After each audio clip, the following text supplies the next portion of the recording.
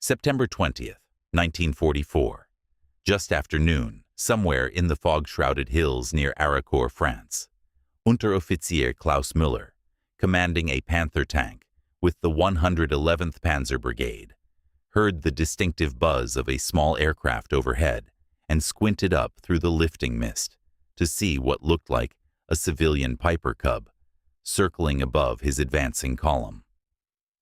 Müller turned to his loader and gestured at the tiny plane with something between amusement and disbelief, asking if the Americans had really sent a toy airplane to fight 45 tons of steel and armor. The crew laughed because everyone knew what those little grasshoppers were: unarmed observation planes that maxed out at maybe 85 miles per hour and spent their days spotting artillery targets from a safe distance while staying well clear of any actual fighting. Fabric-covered wings, single engine that sounded like a lawnmower, total weight around 1,200 pounds when fully loaded, and the only thing dangerous about them was how pathetic they looked compared to real military aircraft. German doctrine had been clear about these Cubs for months now, which was to ignore them completely, because shooting at one just gave away your position and brought down American artillery on your head within minutes, making the smart play to let the little spotter planes circle overhead while you stayed hidden and waited for the actual threat to arrive. Müller's Panther represented everything the Wehrmacht had learned about tank design over 5 years of war,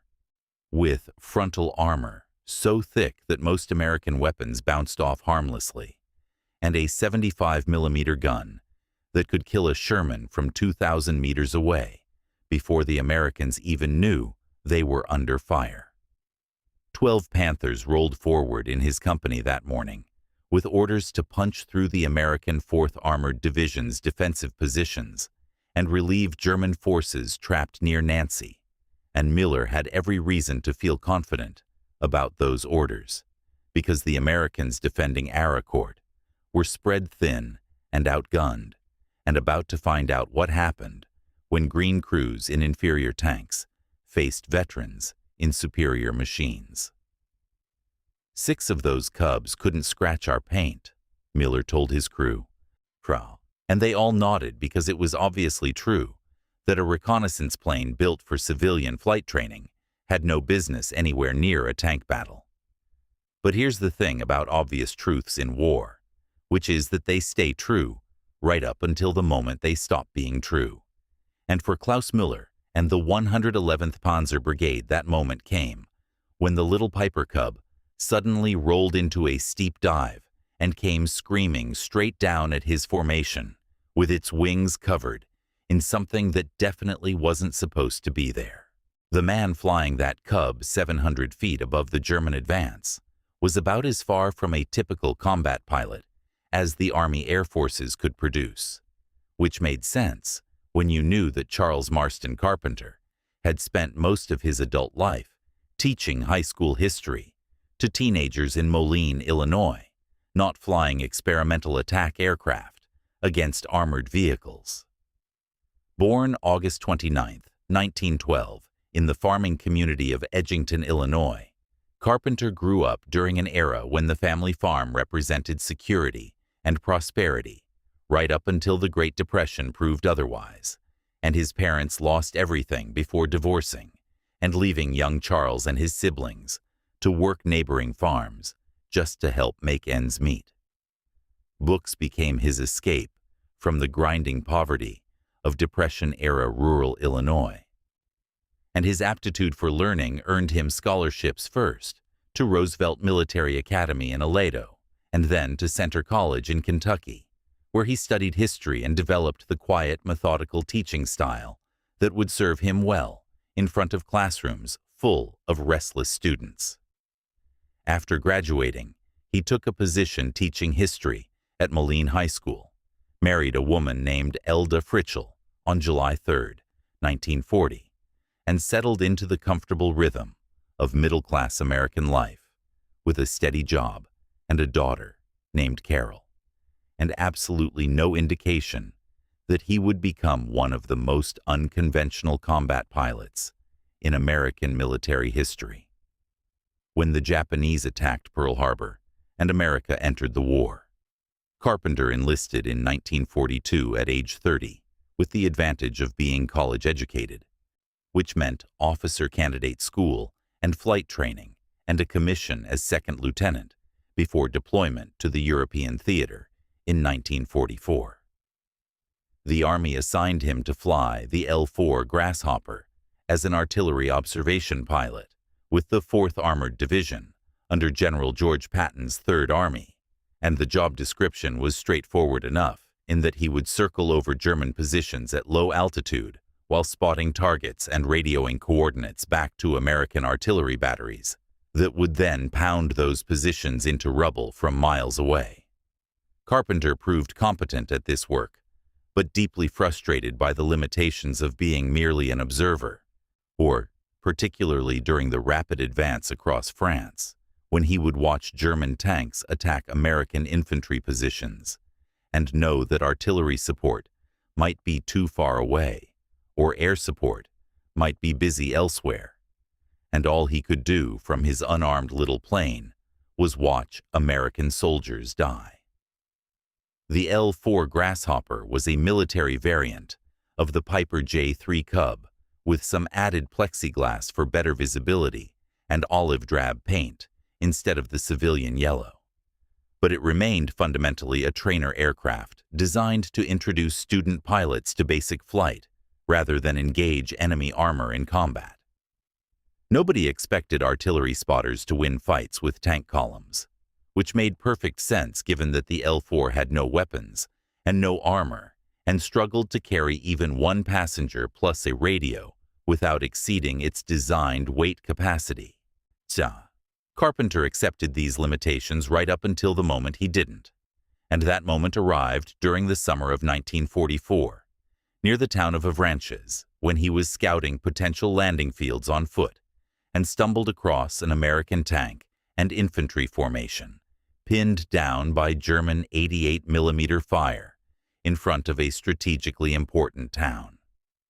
Something in Carpenter's personality that had been suppressed by years of teaching high school history suddenly surfaced when he saw those Americans trapped and taking casualties. So he did something that would have gotten most officers court-martialed on the spot by climbing onto the lead Sherman tank and grabbing the .50 caliber machine gun mounted on top and firing a long burst at the German positions before yelling for everyone around him to attack and follow him into the town. The assault succeeded, and the town fell to American forces. But in the chaos of close quarters, fighting Carpenter's tank fired on what he identified as a German vehicle that turned out to be an American Sherman bulldozer variant. And while the crew survived, the dozer blade got blown clean off, and somebody had to take responsibility for that particular disaster. Carpenter found himself arrested in the field and threatened with court-martial proceedings that could have ended with a firing squad, and the charges probably would have stuck, except that word of the incident reached General George Patton himself,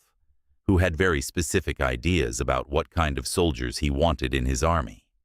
Patton reviewed the situation and concluded that anyone crazy enough to jump on a tank and lead an infantry charge while technically being an unarmed observation pilot was exactly the kind of aggressive fighter the Third Army needed.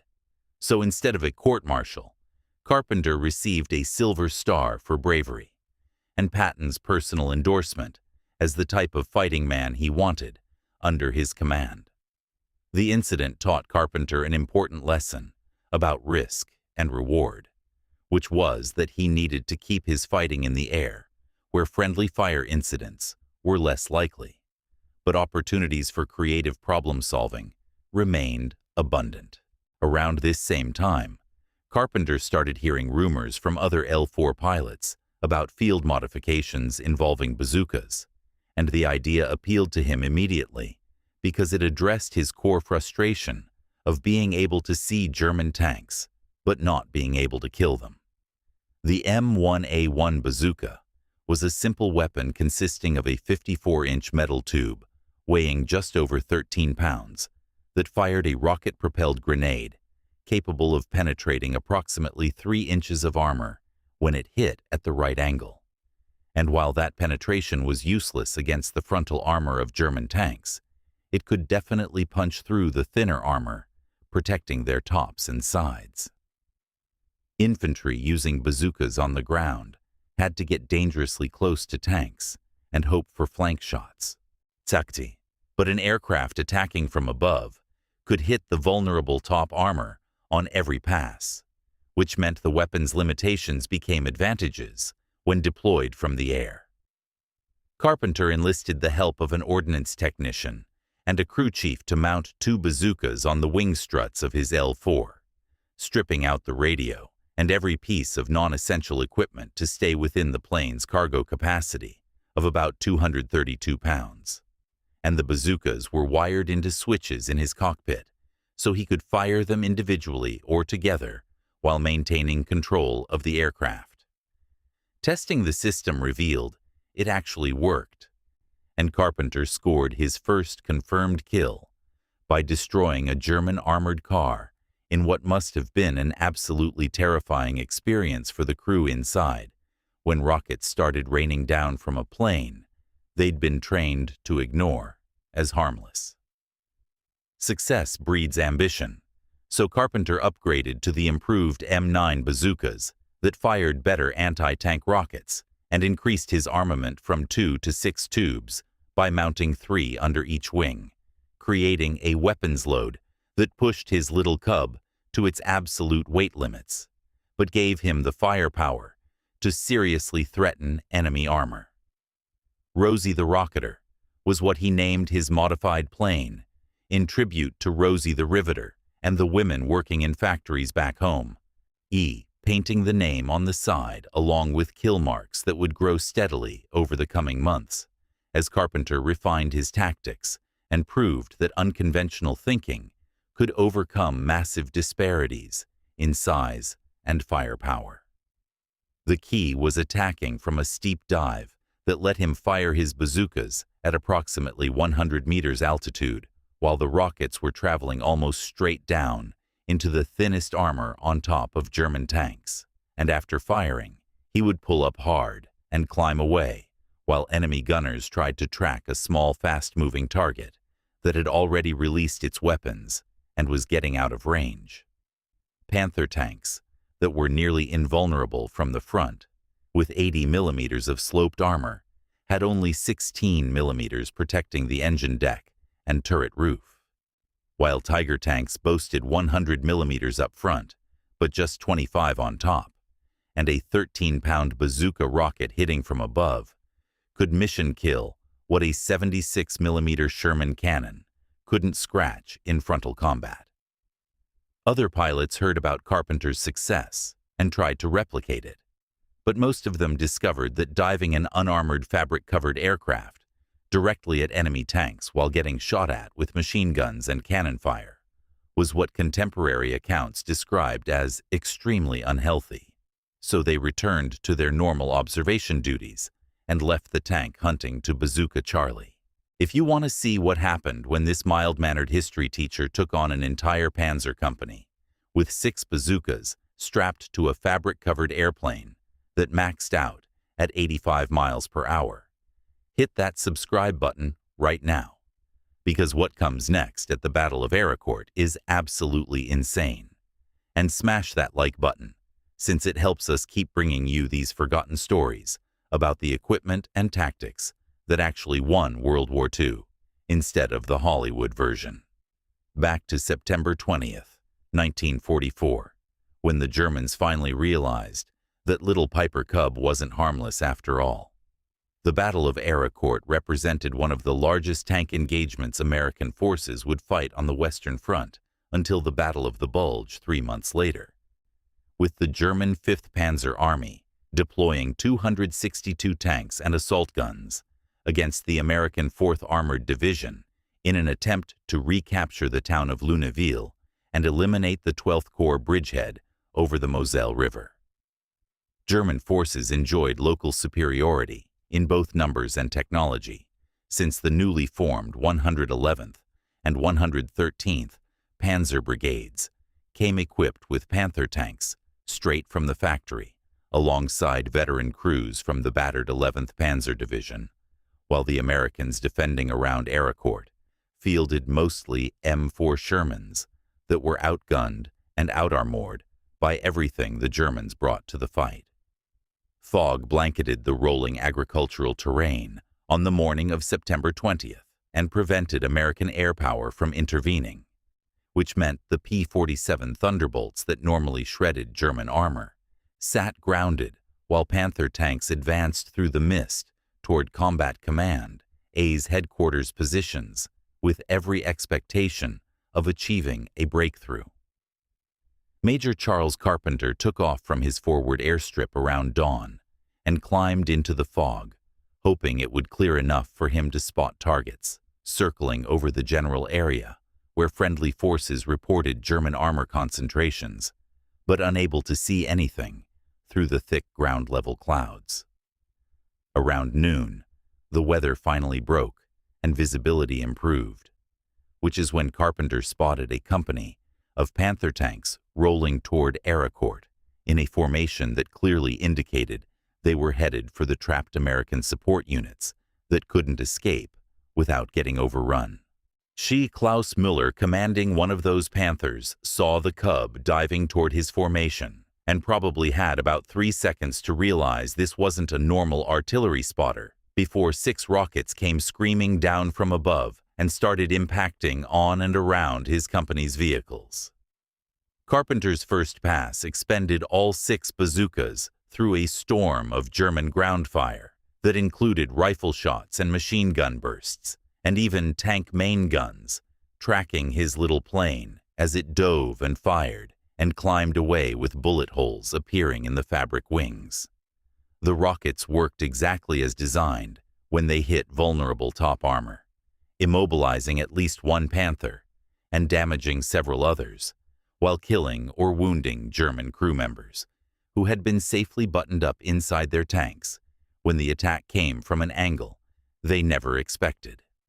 Carpenter flew 4 miles back to his base and landed long enough for ground crews to reload all 6 bazookas before taking off again on a second sortie that arrived over the German formation around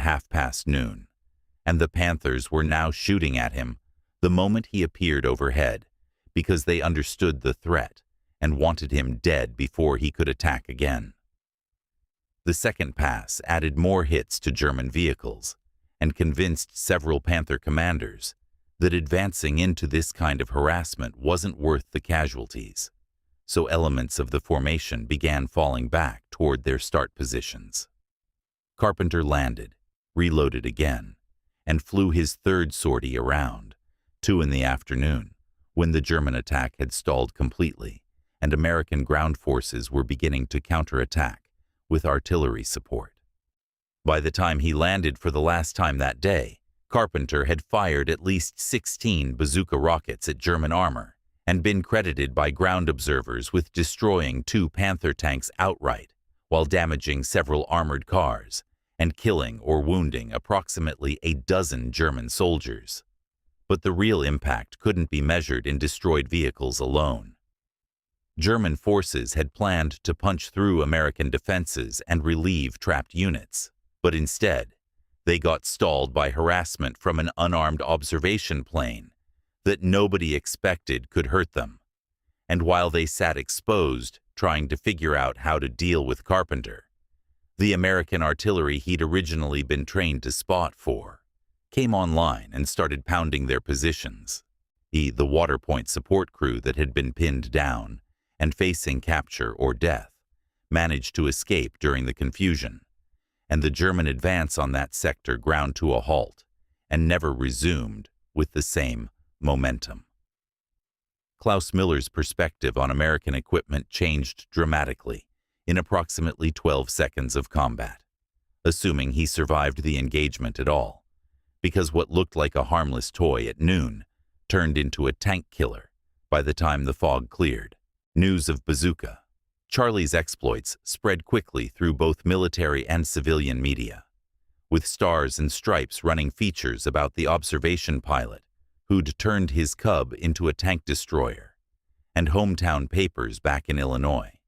publishing stories about how the quiet history teacher from Moline was making history instead of teaching it on the Western Front. The New York Sun ran an article on October 2nd, 1944, with the headline, "Charlie Fights Nazi Tanks in Cub Armed with Bazookas," and Popular Science, Liberty Magazine, and the Associated Press all picked up variations of the story about the Mad Major, who strapped rockets to a fabric-covered plane and dove at German armor. Reporters who interviewed Carpenter got quotes about his philosophy of warfare, which he summarized as attack, and then attack again, to a mindset that seemed almost incompatible with his previous career as a soft-spoken educator, but made perfect sense given his combat record. German forces on the receiving end of these attacks developed their own perspective on the matter, and that's when captured intelligence documents and prisoner interrogations started revealing how much the little grasshopper with bazookas had gotten under their skin. Carpenter himself noted that word must be getting around among the Germans to watch out for Cubs with bazookas mounted on them, saying every time he showed up now, they shot at him with everything they had when they never used to bother Cubs at all. And he concluded the bazookas must be bothering them quite a bit. The Germans gave him nicknames including Der Verrückte Major, which translated to the Mad Major. And some units feared his appearances more than the P-47 fighter bombers, because the Thunderbolts were predictable and loud and gave you warning, while Carpenter could show up silently from any direction and put rockets through your thinnest armor before you knew he was attacking. Additional exploits added to the legend,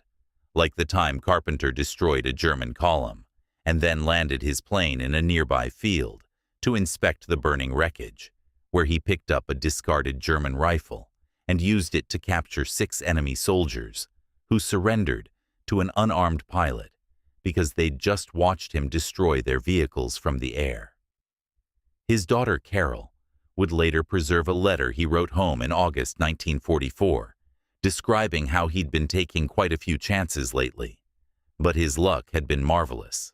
He mentioning one incident where he got a bullet hole through his wing and hit a church steeple with one wheel and walked away from both events without injury. Despite flying an unprotected aircraft through constant enemy fire on dozens of combat missions, Carpenter never took a single wound, which earned him a third nickname, alongside Bazooka Charlie and the Mad Major. And some soldiers started calling him the Lucky Major, because his survival seemed to defy every statistical probability. Being the personal pilot for General John S. Wood, who commanded the 4th Armored Division, gave Carpenter some protection from the normal rotation of artillery observation duties, which meant he could focus more of his time on the tank hunting missions that had become his specialty. Where other pilots flew routine spotting missions and called in artillery coordinates and landed safely after 6 or 8 hours of relatively low-risk work, Carpenter actively sought out German armor concentrations and dove on them with bazookas blazing and landed with bullet holes in his aircraft that maintenance crews had to patch before he could fly again. The contrast between his mild-mannered teaching background and his aggressive combat style fascinated reporters and fellow soldiers alike, but Carpenter saw no contradiction in attacking enemy tanks as hard as possible, while still being fundamentally the same person who had taught World War I history to Illinois high school students just 3 years earlier. Official Army records credited Carpenter with 6 confirmed tank kills by war's end, including 2 Tiger I heavy tanks that represented some of the most fearsome armored vehicles Germany deployed. But witness accounts from ground forces who observed his attacks put the actual number closer to 14 tanks destroyed, along with numerous armored cars, half-tracks, and other vehicles. Tank ace status required 5 confirmed kills, making Carpenter probably the only tank ace in World War II who achieved that distinction, while flying a Piper Cub instead of driving an actual tank or flying a dedicated ground attack aircraft. The Battle of Arracourt itself ended as a decisive American victory, with German forces losing more than 200 armored vehicles out of the 262 they'd committed, while American losses totaled just 48 tanks. And while Carpenter's contribution represented only a small fraction of that overall result, his actions on September 20th had stopped a critical breakthrough at exactly the moment when American defenses were most vulnerable. Military decorations accumulated steadily, with Carpenter receiving the Silver Star for his ground combat action near Avranches, where Patton had saved him from court-martial, plus the Bronze Star with Oak Leaf Cluster and the Air Medal with Oak Leaf Cluster for his aerial combat missions. And by war's end, he'd been promoted to lieutenant colonel, despite having entered the service as a second lieutenant just 3 years earlier. Other documented missions beyond Arracourt included the destruction of a German supply column that he caught in the open and the numerous close air support sorties, where he provided immediate fire support to American ground units under attack, often arriving faster than dedicated ground attack aircraft could scramble from their distant airfields, and departing once the immediate threat had been neutralized. What made Carpenter succeed, where other pilots who tried similar tactics failed, came down to a combination of factors that went beyond just courage, though courage was certainly required to dive an unarmed observation plane at enemy tanks that were shooting back with everything they had. Dive angle mattered enormously because attacking from nearly vertical gave the bazookas maximum penetration against top armor compared to shallow angle attacks that might strike thicker side plates. And Carpenter refined his technique through trial and error until he consistently attacked at the optimal angle. Altitude discipline kept him at approximately 100 meters when firing,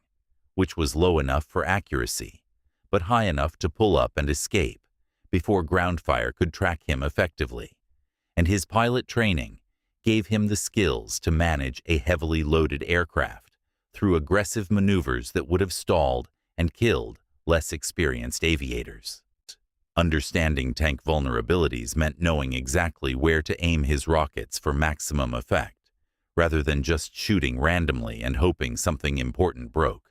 And all these elements combined in a pilot who was simultaneously a mild-mannered history teacher and an aggressive tank killer, depending on which context required which personality. November 1945 brought swelling in Carpenter's neck that wouldn't go away, and doctors eventually diagnosed Hodgkin's lymphoma with a prognosis of maybe 2 years to live if he was lucky, and possibly less if the cancer spread aggressively. The man who had survived dozens of combat missions without a scratch got brought down by his own cells, multiplying out of control, receiving an honorable discharge in 1946 and returning to Urbana, Illinois, to resume teaching history at the same high school where he'd worked before the war. Marriage to Elda had been strained almost to the breaking point by the stress of combat and separation, but they worked to rebuild what the war had damaged. He and Carpenter settled back into civilian life, as if the previous 3 years of attacking German tanks had been some kind of fever dream that had no bearing on his actual identity. Students at Urbana High School had no idea that the quiet history teacher explaining World War I battles had just returned from making World War II history himself, and Carpenter preferred it that way, since he never sought fame or recognition beyond what the Army officially awarded him. Summers he ran a boys' camp in the Ozarks, focused on teaching outdoor skills and character building, channeling the same aggressive energy that had driven him to attack Panther tanks into helping young men develop confidence and competence in wilderness settings. Cancer fought him every day, but Carpenter fought back with the same attack mentality he'd brought to tank hunting. Ike refusing to surrender to a disease that doctors insisted would kill him within 2 years, and he outlived that prognosis by more than 20 decades through sheer stubborn determination to keep living. The marriage that had nearly failed was salvaged through years of patient work, and Carpenter watched his daughter Carol grow up and build her own life, while he taught generation after generation of students who knew nothing about Rosie the Rocketer, or the bazookas he'd strapped to her wings, or the German tanks he'd destroyed from a fabric-covered plane that weighed less than some of the rockets he'd fired.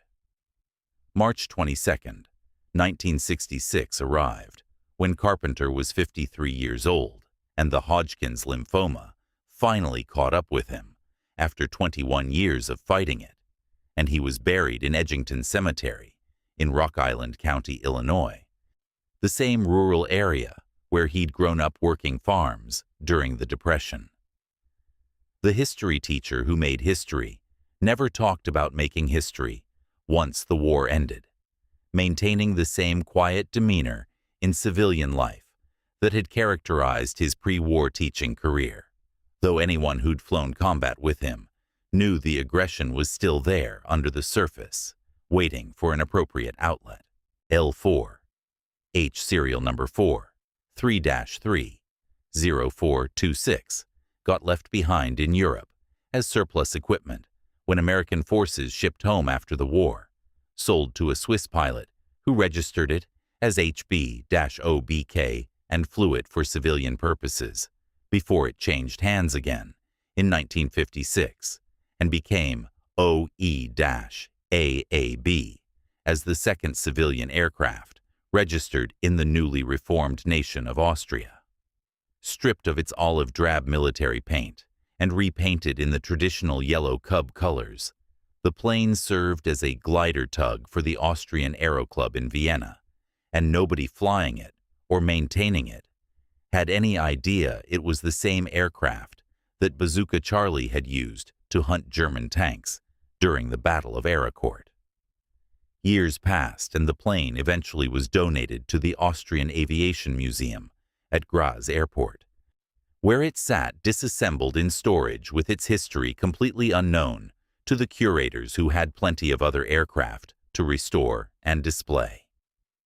Everything changed in 2017 when researchers working with the American Heritage Museum identified serial number 43-30426 as the original Rosie the Rocketer, and that's when efforts began to acquire the aircraft and bring it home to the United States for proper restoration. The Collings Foundation purchased the disassembled Grasshopper in 2019 and shipped it to Colin Powers, a master restorer working in Lapine, Oregon, who spent months bringing the aircraft back to its original World War II configuration, complete with bazooka mounting points on the wing struts. Carpenter's granddaughter, Erin Pata, painted the nose art exactly as her grandfather had applied it 75 years earlier,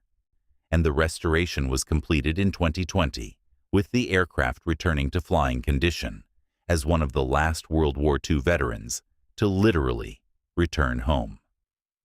Rosie the Rocketer now appears at air shows and aviation events, including the massive EAA gathering at Oshkosh, and visitors can see the bullet holes still visible in the fabric wings from German ground fire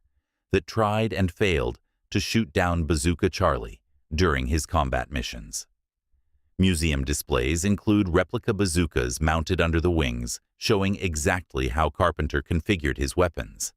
and docents tell the story of the history teacher who became a tank killer to audiences who can't quite believe a plane this small and fragile-looking actually attacked armored vehicles in combat. The aircraft represents a tangible connection to an era when individual initiative and unconventional thinking could overcome massive disparities in equipment and firepower. Preserved now so future generations can understand that wars are won not just by the biggest weapons, but sometimes by the smallest planes, flown by the bravest pilots. What Bazooka Charlie proved through his combat record went beyond just individual heroics or interesting stories for documentaries, touching on fundamental questions about the relationship between technology and courage in modern warfare. A 1,200-pound fabric-covered civilian trainer aircraft defeated 45-ton steel tanks through a combination of innovative thinking and aggressive execution, demonstrating that solutions to military problems often come from unexpected sources rather than simply building bigger and more expensive equipment. Individual initiative mattered in ways that no amount of standardized training could replicate. Since Carpenter succeeded specifically because he refused to accept the limitations of his assigned role and instead created a new role that better matched what the tactical situation demanded. Courage in Carpenter's case wasn't the absence of fear, but rather the decision to attack anyway, despite knowing exactly how dangerous diving at enemy tanks would be, and his own words about some people thinking he was nuts, but believing the war needed to get fought 60 minutes an hour and 24 hours a day, captured the mindset that drove him to keep taking risks long after most people would have returned to safer observation duties. The tactics he pioneered influenced future development of light aircraft ground attack doctrine, proving that properly employed light aircraft could provide immediate close air support faster than heavy fighter bombers scrambling from distant airfields. And while the L-4 Grasshopper itself never became a standard ground attack platform, the lessons learned from Carpenter's improvised weapons informed later designs. Military historians studying the Battle of Arracourt identify 3 key lessons from Carpenter's success, starting with attacking from unexpected angles to exploit vulnerabilities that enemies don't adequately defend because they assume attack from those angles is impossible or impractical. Tank designers built thick frontal armor because they expected to face other tanks in frontal engagements, leaving top armor much thinner to save weight. And Carpenter exploited that design choice by attacking from above, where his relatively weak bazookas could achieve penetration that would have been impossible in conventional combat. Persistence beating raw power showed up in Carpenter's 3 sorties on September 20th, when he kept returning to reload and attack again, even after German forces knew he was coming and were actively trying to shoot him down, wearing down enemy resolve through constant harassment rather than attempting one decisive blow. Leadership matters appeared in Patton's decision to reward rather than punish Carpenter's initiative during the Avranches incident, recognizing that aggressive fighters willing to take calculated risks were more valuable than cautious officers who followed rules perfectly but never achieved breakthrough results. A different general might have court-martialed Carpenter for the friendly fire incident and sent him home in disgrace. But Patton saw value in the mindset that drove a pilot to jump on a tank and lead infantry charges, creating an environment where innovation could flourish instead of being punished for deviating from standard procedures. James P. Busha and Carol Apaki published a comprehensive biography titled Bazooka Charlie, The Unbelievable Story of Major Charles Carpenter and Rosie the Rocketer, in 2023, that drew on Carol's personal memories and the boxes of letters and photographs that her mother Elda had preserved through decades of storage. The book provided intimate details of Carpenter's wartime correspondence with his wife and the personal struggles he faced balancing his aggressive combat role with his gentle civilian personality, showing how the same man could teach history to teenagers and hunt tanks with equal competence. On May 15, 2025, Moline High School unveiled a sculpture honoring Carpenter's memory and preserving his connection to the community where he'd taught before and after his combat service, ensuring that future generations of students would know the story of the quiet teacher who became louder than any bomb. Klaus Müller's perspective, if he survived the Battle of Arracourt, would have shifted dramatically from his initial assumption that American pilots were soft and undisciplined, and their equipment was inferior to practical weapons, and composite accounts from German prisoners of war, captured during and after the battle, reveal how thoroughly Carpenter's attacks undermined German confidence in their technological superiority. We were told a Piper Cub was harmless, one account noted,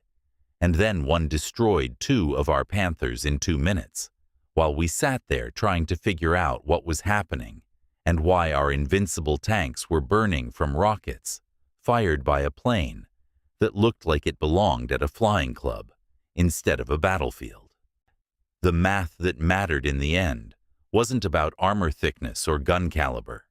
but about whether your weapon could hit the enemy's weaknesses faster than their weapons could exploit yours.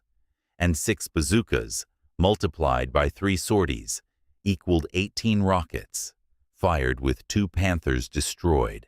and multiple others damaged, while accomplishing the mission of saving a trapped American support crew and stopping the German advance. Cost-benefit analysis strongly favored Carpenter's approach, since the bazookas were already in the Army supply system, and mounting them on an L-4 cost essentially nothing compared to the value of 2 destroyed Panther tanks that would have required multiple Sherman tanks and probably significant American casualties to eliminate through conventional combat. Your American casualties from Carpenter's attacks totaled exactly 0, since he never got shot down and never hit friendly forces with his rockets, making his missions essentially risk-free from a strategic perspective, even though they were extraordinarily risky from his personal perspective as the pilot diving through enemy fire. The Congressional Medal of Honor somehow eluded Carpenter, despite his record of destroying German armor and saving American lives, probably because the bureaucratic machinery that awarded medals couldn't quite figure out how to categorize a history teacher flying an observation plane with improvised weapons. But he never seemed to want fame or recognition beyond the satisfaction of having fought as hard as he could for as long as the war lasted. September 1946 brought Carpenter back to standing in front of a blackboard at Urbana High School, teaching World War I again, explaining to students who had no idea about his combat record how trench warfare had stalemated the Western Front, and how technology had changed the nature of conflict during the early 20th century. A photograph of Rosie the Rocketer sat on his desk, showing the 6 bazookas mounted under her wings, visible to anyone who looked carefully, but never mentioned in class discussions about historical battles and military strategy. The Germans thought the Piper Cub with bazookas was a joke until it killed them, proving that assumptions about what weapons can and can't do often matter more than the actual technical specifications of those weapons. The mild-mannered teacher who became the Mad Major and then became a mild-mannered teacher again embodied the transformation that millions of American civilians underwent during World War II, learning how to fight with everything they had before returning home to rebuild the peaceful society they'd left behind. Bazooka Charlie's story reminds us that courage beats armor when courage is backed by innovation and persistence and willingness to attack problems from angles nobody else considered viable, and that sometimes the most effective weapons are the ones nobody expected to work until someone tried them anyway and proved the conventional wisdom wrong.